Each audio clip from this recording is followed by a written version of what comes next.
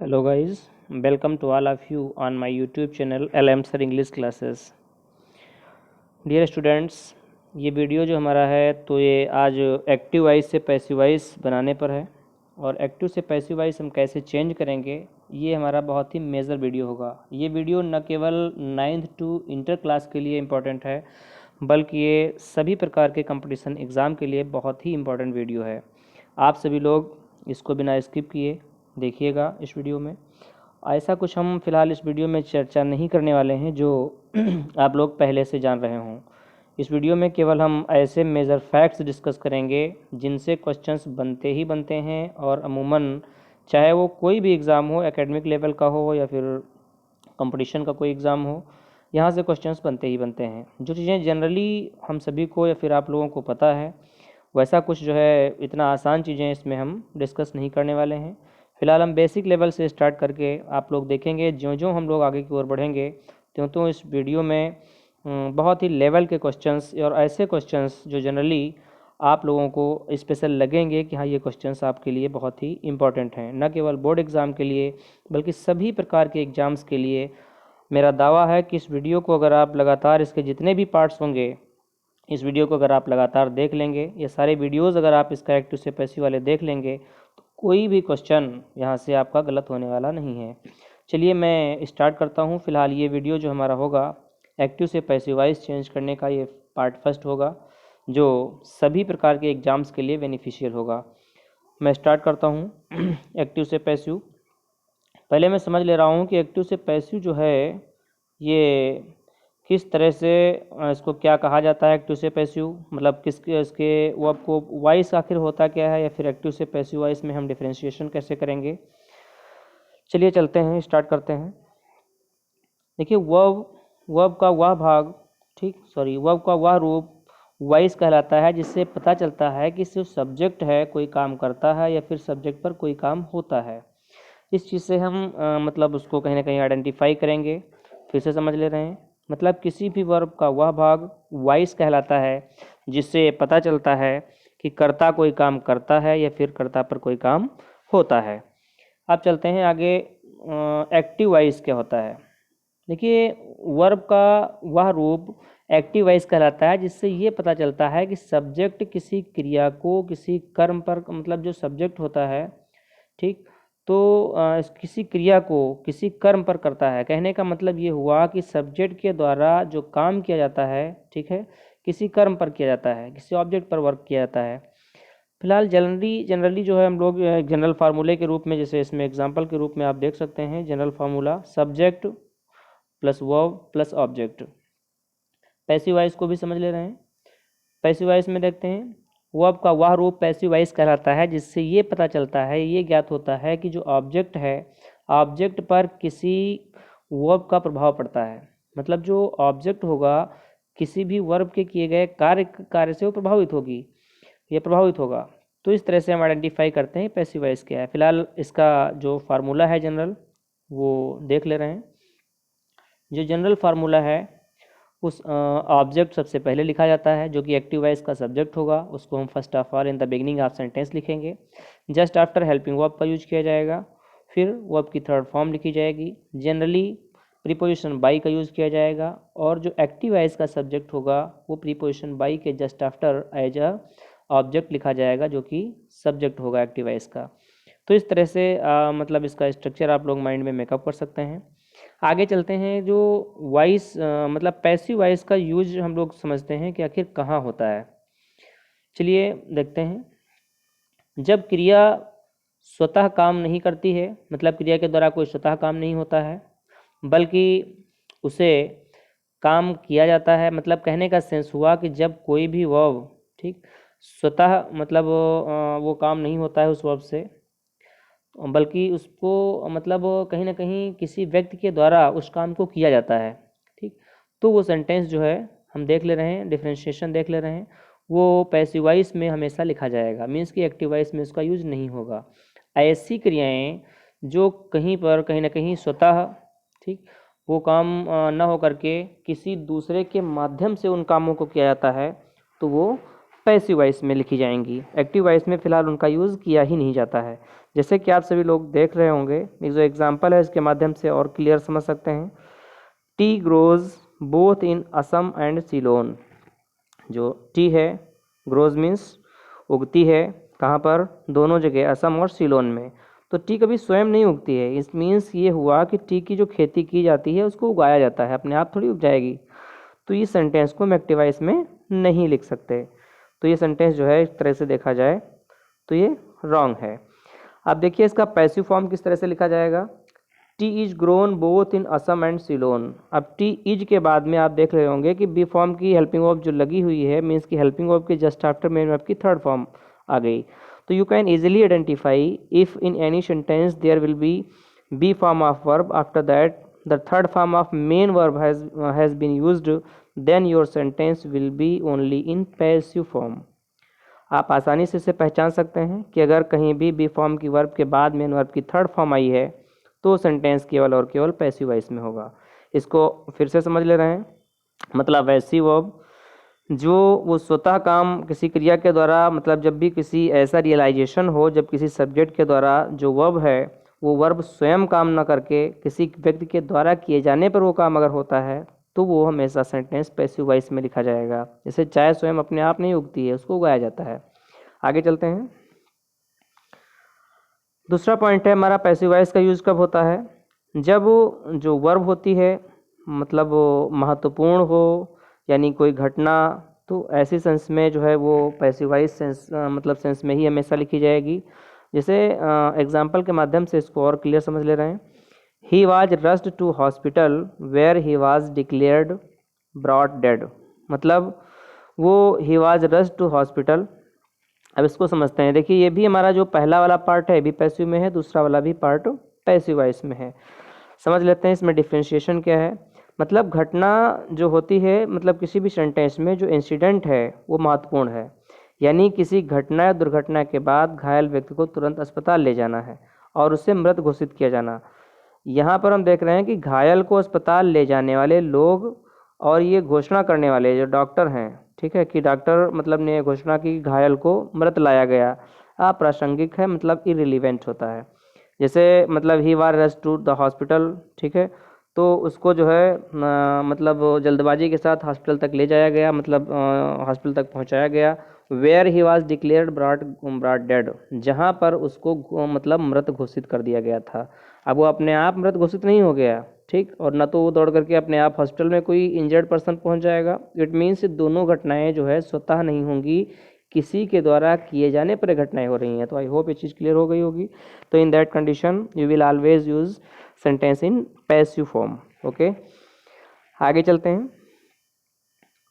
अगला पॉइंट है हमारा, जब सब्जेक्ट का पता नहीं है, ठीक, जब सब्जेक्ट पता ना हो या फिर महत्वपूर्ण नहीं होता है, ठीक, कि कर्ता ज्ञात हो। जैसे कि जब सब्जेक्ट का पता नहीं या ये महत्वपूर्ण नहीं कि कर्ता ज्ञात हो, तो इस कंडीशन में भी उसको पैसिव फॉर्म में लिखा जाएगा। जैसे people were relocated from the flood affected villages, ठीक। अब यहाँ पर हम देख ले रहे हैं विभिन्न सेंटेंसेस में। देखिए एक्टिव वॉइस और पैसिव वॉइस, इनका फॉर्म आपको याद रखना है। थोड़ा सा अलग हट करके चार्ट बना हुआ है और इससे सेंटेंसेस जो है आप लोगों के पूछे भी जाते हैं और बोर्ड एग्जाम में अगर पूछे जाएंगे तो मे बी बोर्ड एग्जाम हो या कोई भी एकेडमिक एग्जाम हो या फिर कोई कॉम्पिटिशनल एग्जाम हो तो वहाँ से क्वेश्चन आपके गलत ना हो। देखते हैं इंडेफिनिट टेंस में कौन कौन से इंडेफिनिट। पहली बात तो ये है कि इंडेफिनिट हमारे हम सभी लोग जान रहे हैं कि प्रेजेंट, पास्ट और फ्यूचर, इन तीनों के इंडेफिनिट फॉर्म होते हैं, जिनको हम सिंपल फॉर्म भी कहा जाता है, ठीक है। तो सिंपल प्रेजेंट कहा जाए या फिर प्रेजेंट इंडेफिनिट कहा जाए, सिंपल पास्ट या प्रेजेंट पास्ट इंडेफिनिट। इसी प्रकार से फ्यूचर मतलब सिंपल फ्यूचर या फ्यूचर इंडेफिनिट। एक्टिव फॉर्म इनका क्या होगा? सिंपल प्रेजेंट का, इट मीन्स प्रेजेंट इंडेफिनिट का। सब्जेक्ट के बाद में मेन वर्ब की फर्स्ट फॉर्म होगी प्लस ऑब्जेक्ट होगा, या फिर सब्जेक्ट अगर प्लूरल फॉर्म में है, प्लूरल नंबर में है, तो वर्ब जो है मेन तभी जो है वर्ब की फर्स्ट फॉर्म आएगी, ठीक। और जब सब्जेक्ट सिंगुलर नंबर में होगा तो मेन वर्ब की कौन सी फॉर्म यूज की जाती है? जिसमें यस या ईएस लगा होता है, that is called the main fifth form of main verb. कौन सी फॉर्म होती है? फिर अगर सब्जेक्ट मीन्स कि अगर सब्जेक्ट सिंगुलर है, सब्जेक्ट सिंगुलर है तो वो आपकी कौन सी फॉर्म आएगी? फिफ्थ फॉर्म का यूज किया जाएगा। मीन्स कि एस या ई एस इसमें ऐड होता है, वो मेन वर्ब की फिफ्थ फॉर्म कहलाती है। तो पैसिव फॉर्म में क्या करेंगे, ऑब्जेक्ट को हम सब्जेक्ट बना देंगे, after that is am are का यूज किया जाना है। ठीक, ये जनरली लोगों को पता ही होगा। आफ्टर दैट मेन वर्ब की third form by plus subject का यूज किया जाता है। ये चीज़ आई होप आप सभी लोगों को क्लियर होगी। सिंपल पास्ट में भी इसी तरह से सब्जेक्ट के बाद में अगर वो सेंटेंस अफर्मेटिव है तो मेन वर्ब की सेकंड फॉर्म आती है एक्टिव वॉइस में, और आफ्टर दैट ऑब्जेक्ट आता है। तो सब ऑब्जेक्ट को आपको सब्जेक्ट बना देना है पैसिव फॉर्म में चेंज करने के दौरान। फिर वाज या वर का यूज किया जाना है अकॉर्डिंग टू ऑब्जेक्ट, मतलब जिस भी ऑब्जेक्ट को आप सब्जेक्ट बनाएंगे उसके अकॉर्डिंग वाज या वर का यूज किया जाएगा। फिर वर्ब की थर्ड फॉर्म तो यूज होगी ही होगी, बाई प्लस ऑब्जेक्ट का यूज कर दिया जाएगा। इसी प्रकार से विल या शैल के साथ फर्स्ट फॉर्म आने पर आपको क्या करना है, देखिए कॉमन चेंजेस हमारे जो कुछ होते हैं इनमें आपको ध्यान रखना है कॉमन चेंजेस में करना क्या है। देखिए कॉमन चेंजेस में, ठीक है, सब्जेक्ट और ऑब्जेक्ट के जो स्थान हैं आपस में, सब्जेक्ट और ऑब्जेक्ट इनके स्थान आपस में चेंज कर दिए जाएंगे। ठीक है, और अगली चीज़ आपको ये ध्यान रखना है कि हमेशा मेन वर्ब की थर्ड फॉर्म का यूज किया जाएगा। क्या किया जाएगा, मेन वर्ब की थर्ड फॉर्म का यूज ऑलवेज किया जाएगा एक्टिव से पैसिव वॉइस में चेंज करने के दौरान। और जिस भी सब्जेक्ट को ऑब्जेक्ट के स्थान पर ले जाएंगे तो उस सब्जेक्ट को ऑब्जेक्ट के स्थान पर ले जाने से पहले बाई प्लस एक्टिव वॉइस का सब्जेक्ट वो पैसिव वॉइस का ऑब्जेक्ट बन जाता है। ठीक, ये चीज़ तो कॉमन आपको करनी ही करनी है। अगले जो चेंजेस हैं, अगले जो मेजर चेंजेस उनको देख ले रहे हैं। ये चीज़ तो खैर जनरल लोगों को पता होगी। अब देख लेते हैं मॉडल क्या, मतलब जो मॉडल सिंपल होता है उसमें किस तरह से मॉडल वर्ब के बाद जनरली जो हमारा मॉडल वर्ब होता है, देखिए मॉडल की स्पेलिंग इस बॉक्स में एक्टिव वॉइस में थोड़ा सा रॉन्ग लिखी हुई है, सिंगल एल होगा, डबल नहीं होगा। Subject plus model plus verb की फर्स्ट फॉर्म प्लस ऑब्जेक्ट। तो इसी प्रकार से आप क्या करेंगे, पैसिव वॉइस में सब्जेक्ट और ऑब्जेक्ट के स्थान आपस में चेंज कर देंगे, और मॉडल के बाद में यहाँ पर बी प्लस मेन वर्ब की थर्ड फॉर्म का यूज कर देना होगा। ठीक, और बाई करके जो है सब्जेक्ट को ऑब्जेक्ट के स्थान पे लिख दिया जाएगा। मीन्स की इतनी चेंजिंग आपको अलग से करनी रहती है। आप देखते हैं कि अगला जो हमारा सेंटेंस, अगला जो पॉइंट है हमारा, चेंजेस ऑफ द वॉइस। अब वॉइस के चेंजेस में किन किन चीज़ों का ध्यान रखना है। देखिए कुछ हमारे सब्जेक्ट्स ऐसे होते हैं जिनको पैसिव वॉइस में लिखने के दौरान उनको बाई करके उनको ऑब्जेक्ट बनाने की ज़रूरत नहीं रहती है। अभी इस पर थोड़ा डिटेल से हम चर्चा करेंगे, पहले एग्जांपल समझ ले रहे हैं एक्टिव से पैसिव में क्यों नहीं किया जाएगा, इसकी भी डिस्कशन इसका हम करेंगे। Police arrested him. अब यहाँ पर देखिए पुलिस अरेस्टेड हिम, जब इसको पैसिव वॉइस में बनाएंगे तो ही हिम का ऑब्जेक्टिव, जो ऑब्जेक्टिव केस में हिम लिखा हुआ है इसका सब्जेक्टिव केस क्या हो जाएगा, ही। और चूंकि यहाँ पर मेन वर्ब की सेकंड फॉर्म यूज की गई है तो वाज ए वर्ब के हेल्पिंग वर्ब का यूज किया जाएगा अकॉर्डिंग टू सब्जेक्ट, तो ही वाज अरेस्टेड। अब बाई करके आपको पुलिस लिखने की ज़रूरत या कोई नीड नहीं है। क्यों नहीं है, क्योंकि अरेस्टिंग का काम ओनली पुलिस ही कर सकती है, कोई दूसरा नहीं कर सकता है। तो कुछ ऐसे जो है फिक्स्ड हमारे सब्जेक्ट्स होते हैं या फिर कुछ ऐसे फिक्स्ड वर्क रहते हैं जो केवल पार्टिकुलर उन्हीं सब्जेक्ट्स के द्वारा या उन्हीं के द्वारा किया जाता है, तो उनको बाई करके ऑब्जेक्ट बनाने की कोई आवश्यकता या कोई नीड नहीं रहती है। For example, people speak English all over the world, बहुत फेमस सेंटेंस है, पूछा भी जाता है एग्जाम में।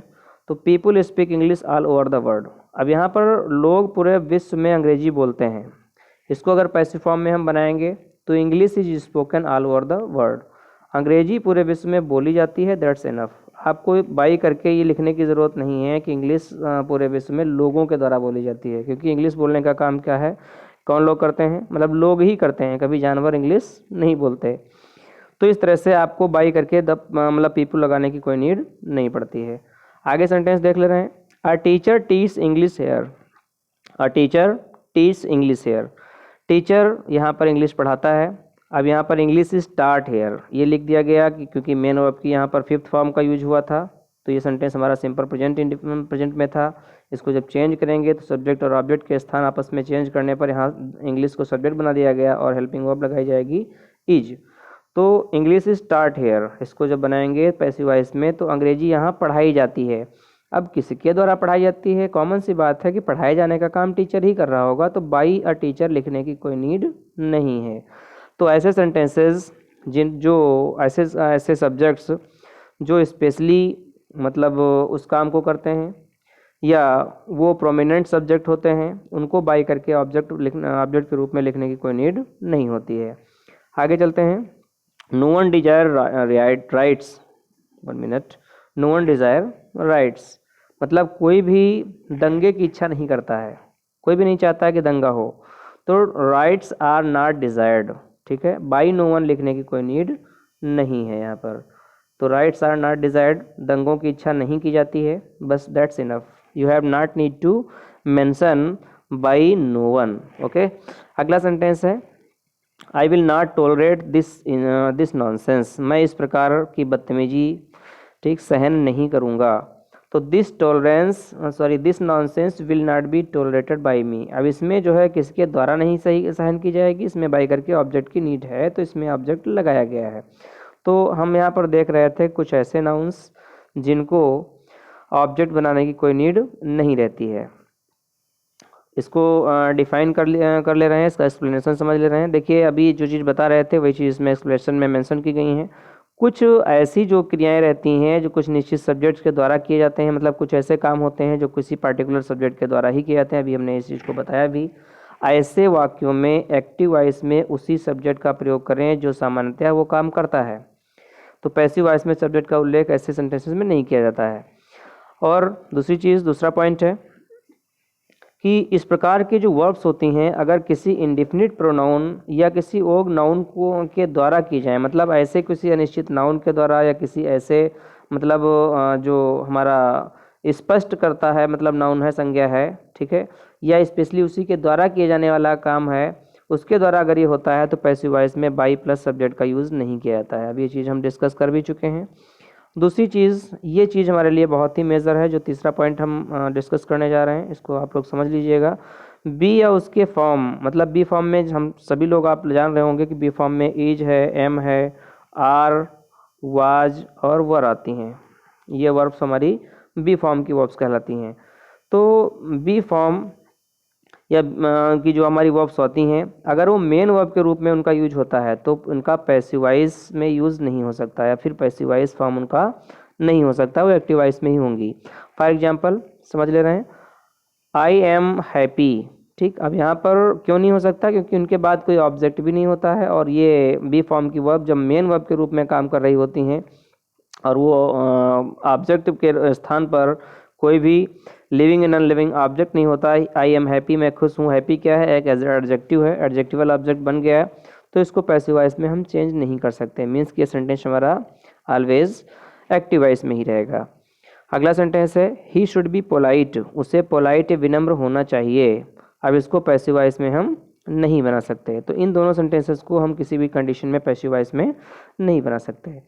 चलिए मैं आज के लिए मैं इतना ही रख रहा हूँ, और अगला नेक्स्ट इसका जो वीडियो 2 होगा, सेकेंड पार्ट होगा पैसिव वॉइस का, आगे बहुत ही मेजर जो हमारे इम्पोर्टेंट रूल्स हैं उसको हम डिस्कस करेंगे, ताकि आप सभी लोगों के लिए ये रूल्स बहुत ही बेनिफिशियल हों और आने वाले सभी एग्ज़ाम्स के लिए बेनिफिशियल हों। Thank you for watching the video.